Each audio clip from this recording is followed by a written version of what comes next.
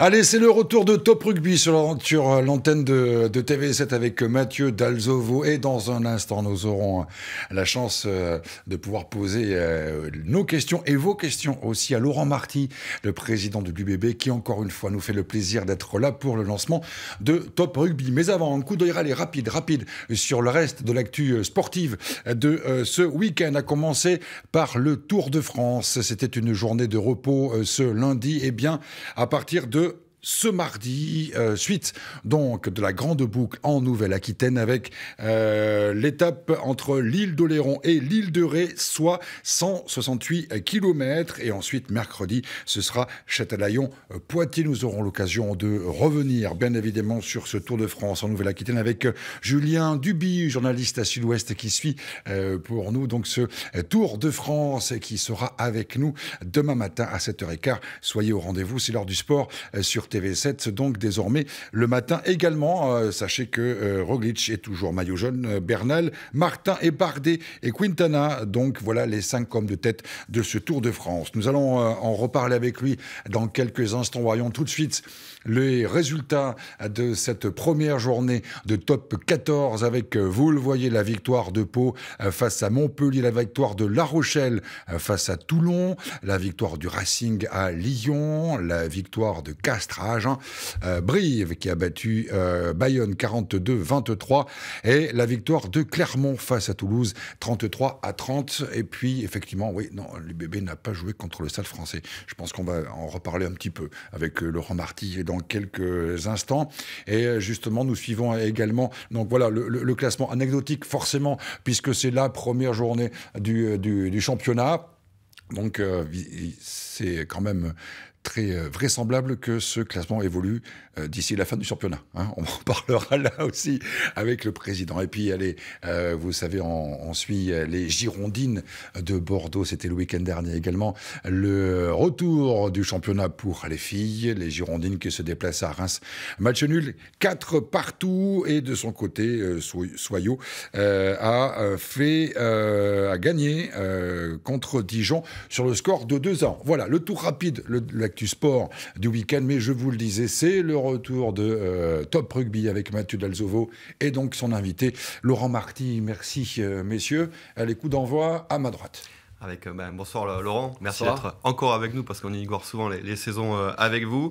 D'abord, j'aimerais connaître votre état d'esprit aujourd'hui, ce lundi, après des mois de frustration, évidemment avec tout ce qu'a connu l'Union Bordeaux-Bègles, le premier, le championnat qui s'arrête, le risque de ne pas reprendre.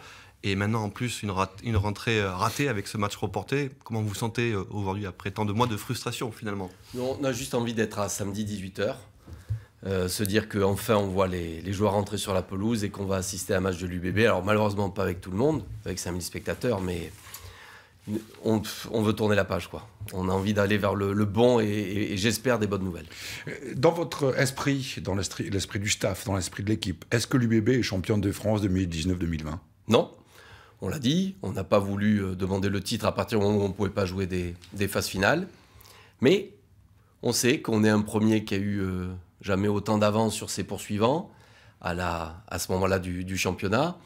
On sait qu'on a fait un jeu extraordinaire.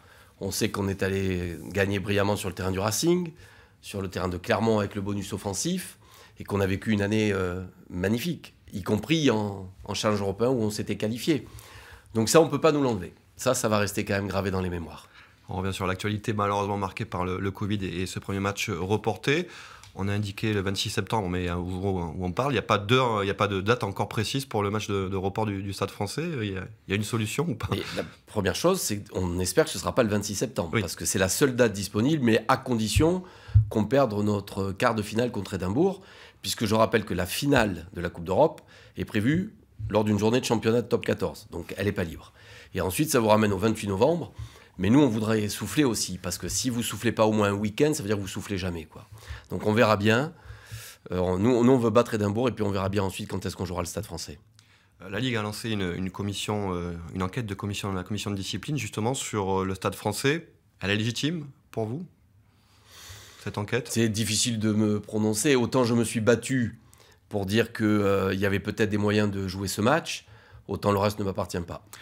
Laurent Marty, est-ce qu'il vous semble que c'est les débuts d'un commencement, de report de match, etc., c'est un peu la porte ouverte, ce Covid, avec des règles qui sont un peu parfois complexes, peut-être pour que certaines équipes qui ne sont pas forcément très en forme disent « mais non, là, c'est pas possible, on a des cas de Covid, etc. » Est-ce qu'il vous semble que ça va être compliqué cette saison? Mais c'est ce qui m'a fait peur. On a créé un précédent parce que ce match, il a été reporté hors protocole médical de la Ligue. Donc c'est pour ça qu'on était embêtés. Mais comme je l'ai dit également, c'est une période exceptionnelle. Et si nous n'avions pas eu la phase finale de Challenge Cup à jouer, et que donc, comme tous les clubs, on soit libre après ce week-end, ben, on aurait dit, OK, on reporte de 15 jours, puis on n'en parle plus. Mais là, on savait que derrière, ça pouvait avoir des conséquences terribles pour nous en termes de calendrier.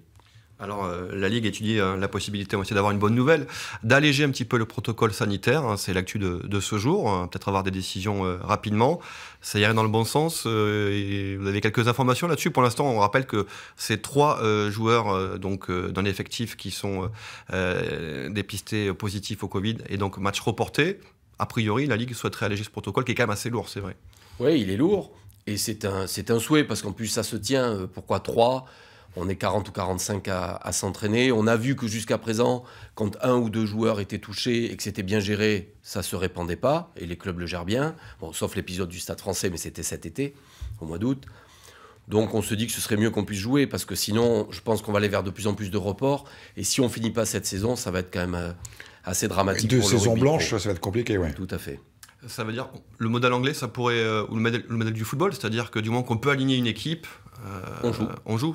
C'est ce que vous défendez. Tout à fait. Autre sujet aussi, pareil là-dessus, c'est évidemment les pertes économiques. Et on le sait bien ici, avec une jauge limitée à 5000 personnes. Il y aura l'arrêt de l'exonération des charges de la Ligue. Est-ce qu'on parle d'une compensation financière par place perdue? Oui. 70 €. Non. La Ligue a présenté un projet au gouvernement qui n'était pas trop pour l'exonération des charges sociales parce qu'il craignait un effet d'aubaine. Donc, ils ont plutôt parlé de compenser les pertes réelles, et je trouve que c'est très bien. C'est-à-dire qu'on dit à un club, ben, combien vous avez fait l'année dernière de recettes pour ce match? On peut le prouver. Hein. Quand vous faites UBB Clermont en 2019, c'est le UBB Clermont de 2020. Donc ça, on peut le prouver. Et au moins, on récompense les clubs qui travaillaient bien et on les subventionne au réel. Donc ça me paraîtrait très, très juste. Et ce serait 55 € la place et pas 70 €. Laurent Marty, vous êtes président de club, vous êtes aussi chef d'entreprise. On sait que après la période de Covid, beaucoup de chefs d'entreprise redoutent des conséquences terribles. Alors c'est au chef d'entreprise que je pose la question, au président de club. Comment vous faites pour vous retrouver avec une année blanche, avec une billetterie voilà, on sait que d'habitude vous n'hésitez pas à mettre la main à la poche. Comment ça s'est passé pour vous cette année? Vous avez encore mis la main à la poche là. Comment vous faites pour que l'UBB soit encore là? On attend le déficit. Il y aura encore un déficit en 19-20, mais il était programmé pour être moins important que celui de 18-19, parce que nos bons résultats sportifs faisant, on a eu plus de recettes en billetterie principalement, mais ce sera quand même déficitaire, mais ça nous pourrons encore l'assumer. Bon, je ne vous cache pas que en plein confinement, quand on avait à la fois l'inquiétude pour finir 19-20 financièrement, pour redémarrer 20-21, et comme tous les chefs d'entreprise, je voyais des chiffres d'affaires chez moi qui chutaient de 50 à 70%, à un moment donné, je me suis demandé si j'allais pas prendre un billet d'avion pour Honolulu. Bon, vous gardez le sourire, en tout cas, voilà, j'essaie d'être positif. On va aussi... vous avez évoqué la possibilité de jouer à Moga, c'était un peu sous le temps de l'ironie, mais... Sincèrement, ça vous a traversé un peu l'esprit de dire autant jouer à Moga? Mais non, mais parce que si vous voulez, par moment, on se dit, mais aujourd'hui, on ne va pas pouvoir mettre plus de 5000 personnes dans un stade qui peut en accueillir 33 000. Chaban est en plus un stade facile d'accès, de centre-ville. L'argument qui veut que la crainte, c'est que les gens soient tous dans les mêmes trams ou les mêmes bus pour venir à un stade, ça ne tient pas à Chaban. Chaban, vous y venez à pied, à vélo, en scooter, en voiture, en tram, en bus. C'est hyper facile d'accès. Et nous avons en plus des entrées un peu partout sur le stade. Bon, nous sommes en zone rouge, donc c'est pas discutable. Mais ça fait râler. Et pour prouver que ça pouvait être stupide, c'est qu'on aurait très bien pu mettre les 5000 à Moga, où là, on aurait mis les gens en danger. Parce que là, on est dans le contre-exemple de ce que je viens de citer. Petit stade avec un accès difficile.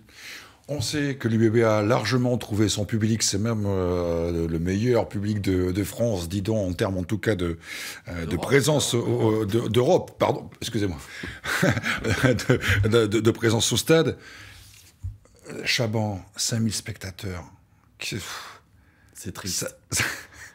C'est triste. Alors bon, la bonne nouvelle, et je crois qu'on peut l'annoncer à moins qu'on y vienne plus tard, mais on va réussir à rentrer tous nos partenaires et tous nos abonnés. Ça, c'est déjà une grande victoire parce que les choix auraient été très, très compliqués. Alors comment on y est arrivé? Bon, c'est vrai qu'historiquement, et c'est le paradoxe, on n'a pas le plus grand nombre d'abonnés, puisque les Bordelais savent qu'ils auront toujours des places à Chaban, justement. Alors on a stoppé les abonnements le vendredi 24 août, quand on a vu la tournure que prenaient les événements. Or, on sait que les Bordelais s'abonnent aussi à leur retour de vacances. Donc on a stoppé les abonnements.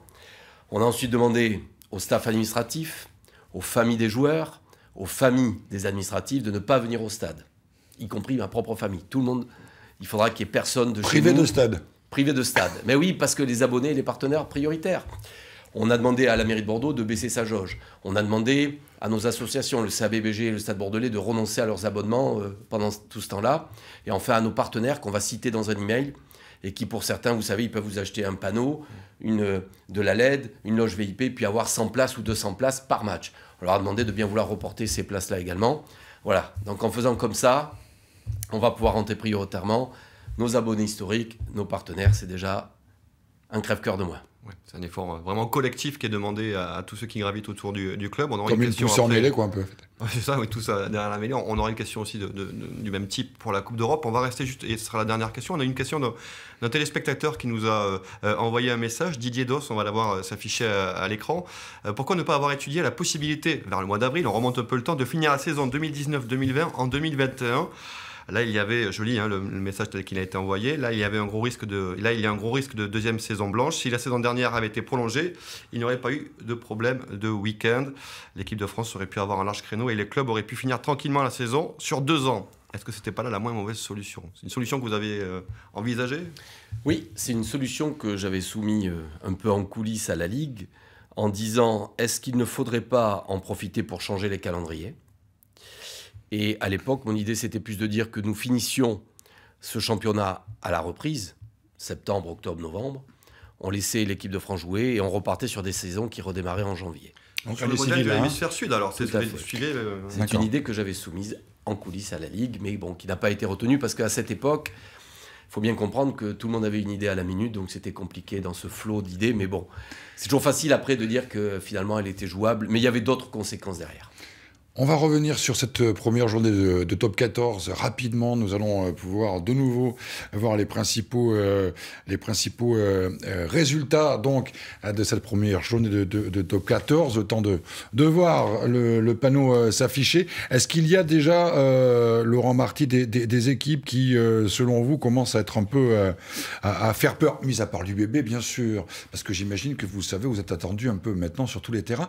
Alors, quelles sont les équipes qui vous ont impressionné ou dont vous comptez vous méfier là par rapport à Brive, Montpellier, Clermont, tous? Non, pour moi, Toulouse et le Racing ont un petit plus par rapport aux autres équipes. D'abord l'histoire récente de leurs résultats et la qualité de leur effectif. Et on l'a bien vu aujourd'hui parce que bon, le Racing va gagner à Lyon, qui est quand même une équipe très très solide. Et puis Toulouse, même à 13, j'ai vu le moment où il gagnait à Clermont-Ferrand. Donc bon, les deux qu'on pouvait attendre comme les deux gros favoris ont confirmé à travers la première journée. Pau a fait un résultat remarquable à Montpellier.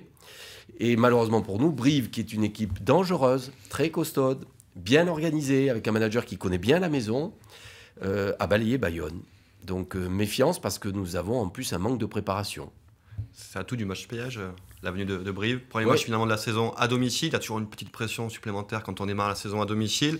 Brive qui arrive finalement sans trop de pression. Jérémy Davidson qui fait son retour, on l'avait dit. Ça ressemble au match piège, on le sait, contre ces équipes-là. L'année dernière, ils nous ont battus 2 fois. Ils nous ont battus en amical à Chaban pour le dernier match amical, avant le lancement du championnat.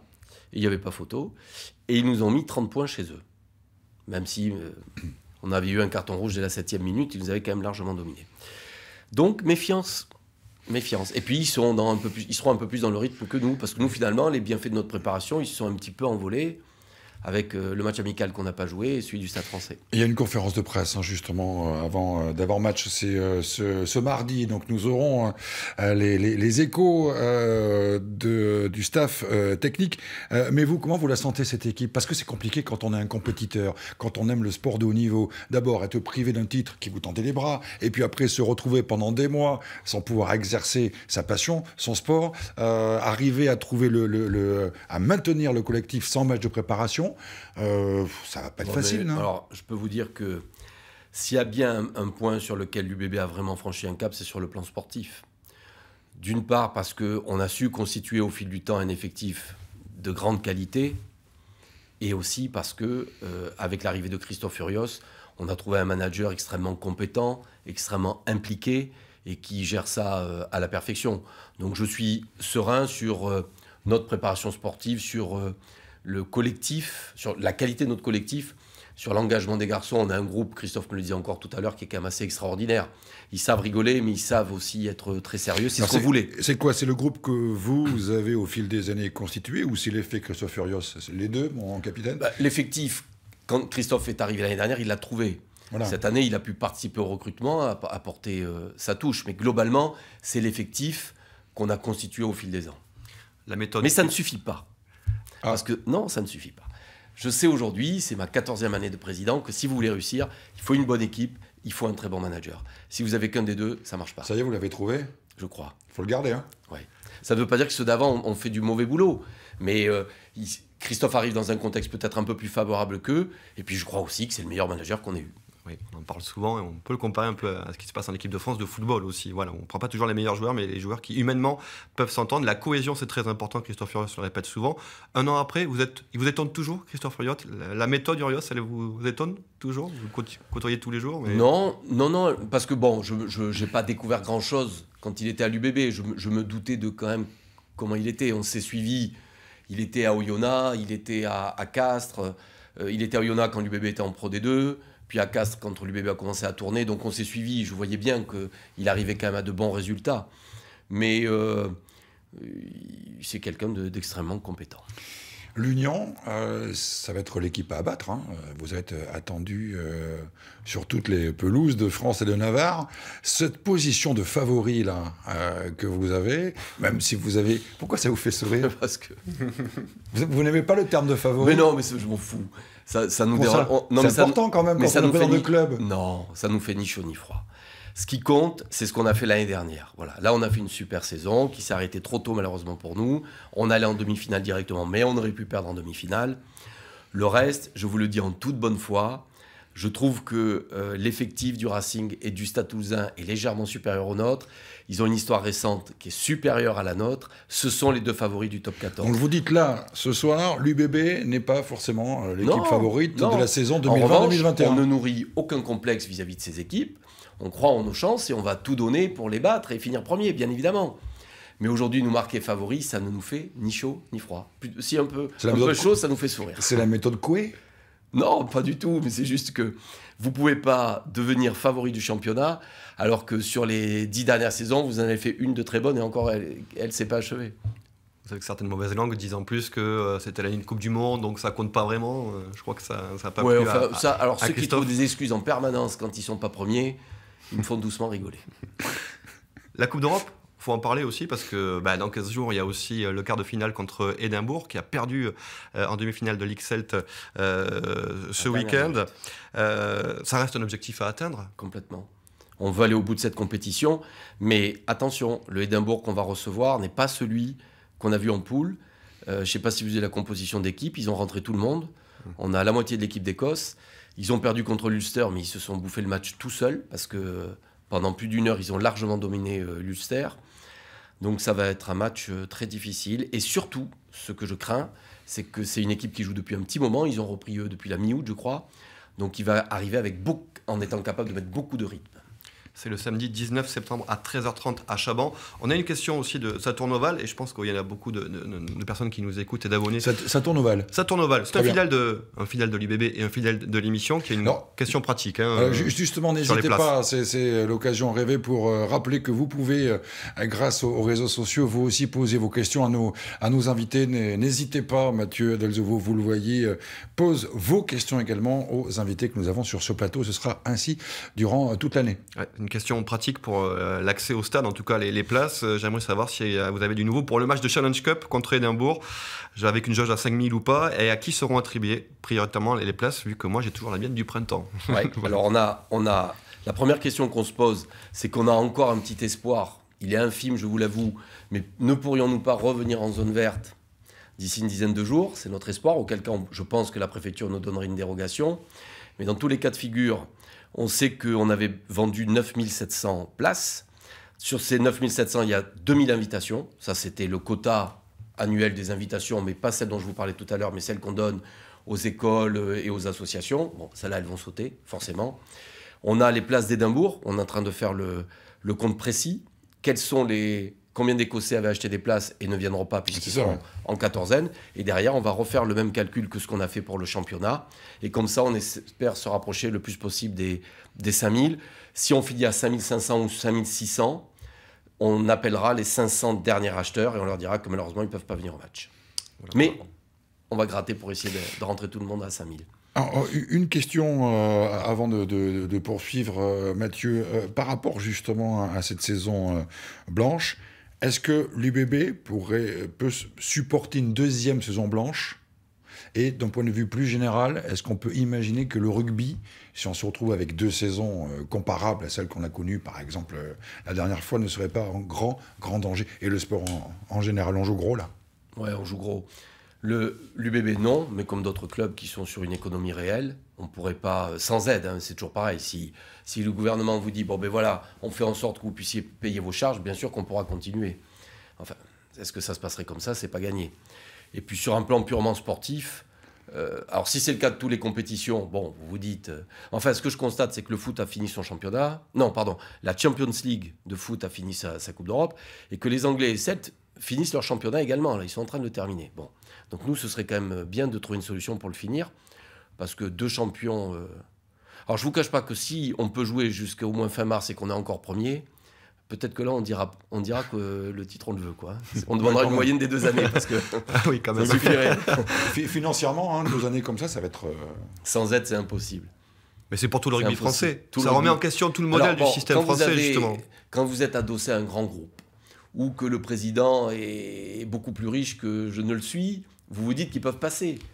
Mais pour une... Oui, mais ils sont 2 ou 3. On est 7 et 7 à peu près, si vous faites le calcul. Les 7 autres, je nous mets dans les 7 plus en difficulté, eux, ils ne peuvent pas tenir. Ou alors, il faut à nouveau...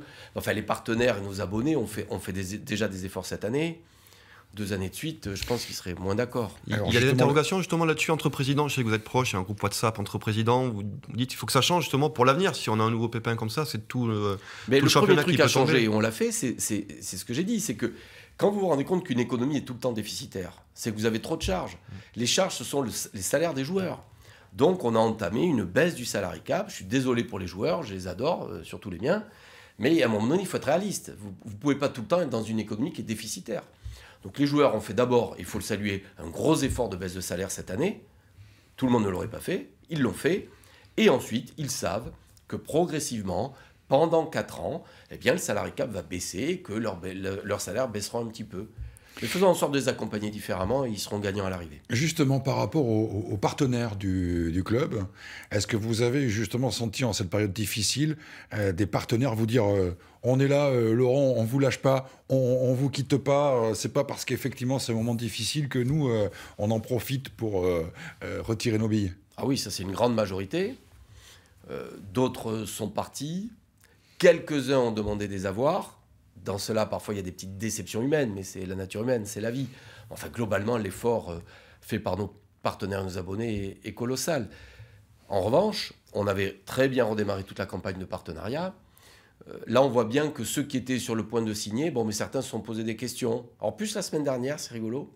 Puis là, ils ont vu le top 14 redémarrer, ils ont vu du rugby à la télé, donc ça re-signe. Ils ont replongé. Et il y aura du spectacle, bien sûr, à Chaban, même si c'est limité à 5000. J'avais une question sur la Coupe d'Europe, parce qu'on va découvrir aussi la Champions Cup, avec une nouvelle formule en plus, 2 poules de 12. Ouais. Si elle se joue, parce que là aussi, il va falloir aller en Angleterre, il y a une quatorzaine, comme vous l'avez dit. Non. Pas pour les, Alors pas là, pour les joueurs. Ah bon, non, non, rassurez. oui, pas pour les joueurs. Le PCR nous a bien signalé que le gouvernement britannique avait fait en sorte que les sportifs de haut niveau, en respectant certaines consignes qui sont celles de se tester, d'arriver en avion privé, d'être dans une bulle du début à la fin, pourraient rentrer sur leur territoire sans passer par la quatorzaine. Donc la Coupe d'Europe pourra se jouer. Et la nouvelle formule me paraît hyper intéressante, parce qu'on ne rencontrera pas de club français, au moins jusqu'en quart de finale. On a des matchs aller-retour. Et quand même, petit bonus de la saison dernière, l'UBB sera dans le chapeau 1 et affrontera des clubs anglais et celtes du chapeau 4. Donc nous avons toutes nos chances pour nous qualifier. Un mot sur le recrutement aussi. On va découvrir certains joueurs dont on a beaucoup parlé. Petit, Dweba, Ben Lam aussi. Vous êtes satisfait? Vous avez vu, vous les côtoyez? Vous voyez dans quel état ils sont? Bon, il y en a qu'on connaît, bien sûr, mais on parle de Dweba beaucoup comme d'un joueur qui pourrait être une grande révélation du championnat. 1m80, 108 kg. Ouais. Je dis ça, je dis rien. Je sais même pas si c'est pas 1m75, 110 kg. Pardon. Faut mettre nos fiches à jour. Depuis qu'il est arrivé en Gironde, les chiffres ont évolué. Non, ce sont 3 très bons joueurs. Avec Dweba et Ben Tamanifuna, on amène énormément de puissance. Avec Guido Petit, on amène le niveau international. Énormément de mobilité, très fort en touche, rapide en plus. Ça doit être le deuxième ligne le plus rapide du championnat. Donc eux vont s'adapter, je pense, très rapidement. Ben Lam, je persiste à penser qu'il aura besoin d'un petit temps d'adaptation. Pas offensivement, parce qu'il est tellement costaud et rapide que vous lui donnez un ballon et il avance. Mais défensivement, on voit qu'il lui faudra acquérir quelques petits repères. Merci beaucoup, Laurent Marty.